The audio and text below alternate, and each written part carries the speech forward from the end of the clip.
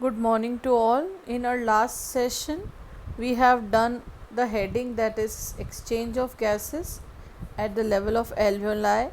Today now we are going to learn the transport of respiratory gases. Now the respiratory gases, that is oxygen and carbon dioxide, are transported by blood. Now let us see the oxygen transport by blood first.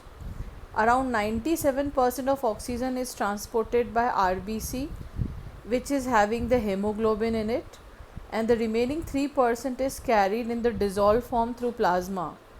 Now the RBC has hemoglobin, and this hemoglobin forms the complex with oxygen, and that complex is known as oxyhemoglobin. The binding of or formation of oxyhemoglobin occurs at the level of alveoli, and this binding is reversible.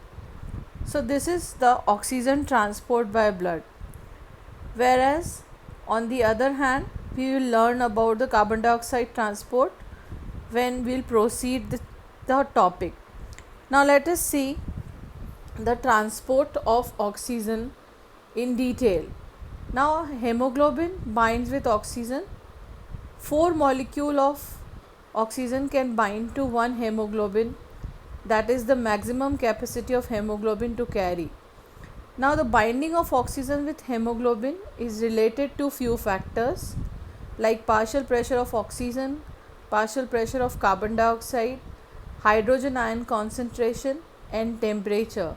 So these are the four factors that are affecting the binding of oxygen with hemoglobin, and we will see that this binding occurs at the level of alveoli. Now there is a curve that was plotted. This curve that you see is known as oxygen dissociation curve and is plotted between the two things, that is the concentration of hemoglobin or percent saturation of hemoglobin with oxygen and the partial pressure of oxygen. So these are the 2 points that are located on x and y axis. PO2 is partial pressure of oxygen, and on the other axis is the percentage saturation of hemoglobin with the oxygen.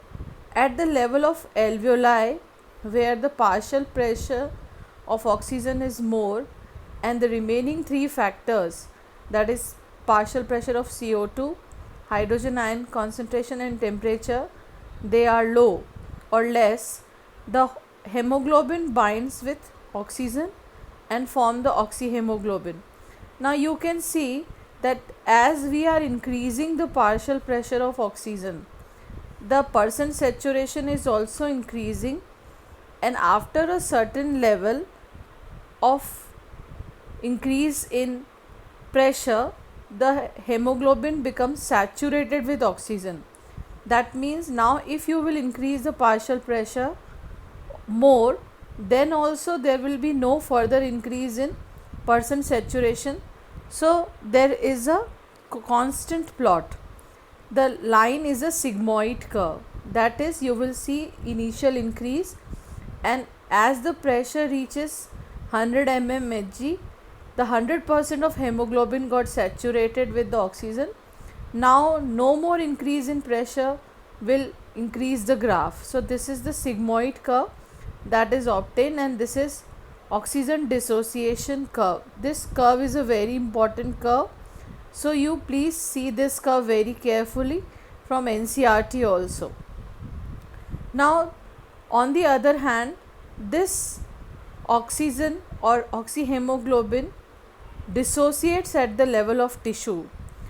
When the oxygen reach the level of tissue, then the factors which we have learned get reversed. That is, the PO2 become less, and the remaining 3 factors, that is partial pressure of carbon dioxide, hydrogen ion concentration and temperature, these 3 becomes high. So as a result of that, the oxyhemoglobin will break and will result in the formation of oxygen and hemoglobin.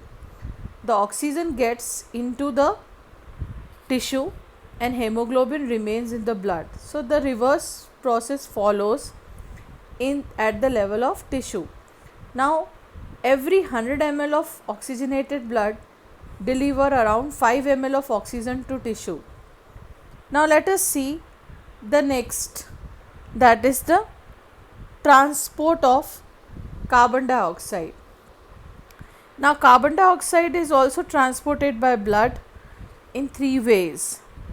It is dissolved in plasma, it binds to hemoglobin, and in the form of carb aminohemoglobin it is taken, and majority percent, that is 70%, is transported in the form of bicarbonate ions.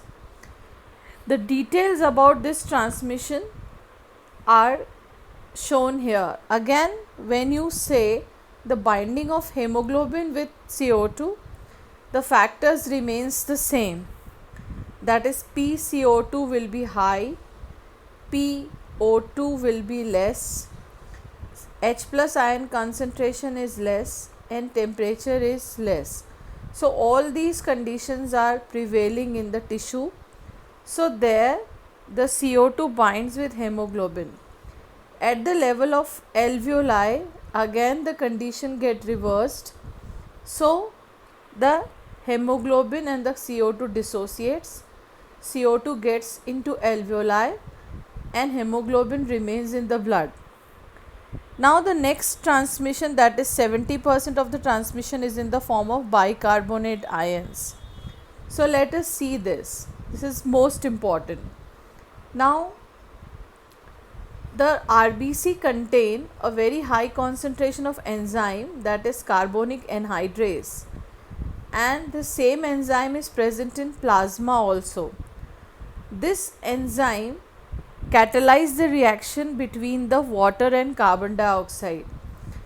So in presence of carbonic anhydrase, the water reacts with CO2 and form the carbonic acid, and this carbonic acid dissociates and remains in the blood plasma in the form of H plus ion concentration and HCO3 minus, that is bicarbonate ion and H plus ions.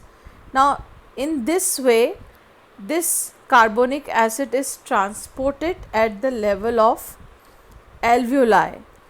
At the level of alveoli, the reaction proceed in the reversible direction, that is the bicarbonate ion will again combine with H plus ion and will result in the formation of carbonic acid, and the carbonic acid will again dissociates to form water and carbon dioxide. The water remains in the blood and the alveoli only, whereas carbon dioxide diffuses in the alveoli, and when you exhale out, the CO2 moves out. Every 100 ml of deoxygenated blood deliver about 4 ml of carbon dioxide to the alveoli. This is a very new heading. This much detail you have not learned in your previous classes, children. So please go through the text twice or thrice to understand it, and in case of any doubt you call, and you can refer NCERT also for the notes part. Thank you. That's all for the day today.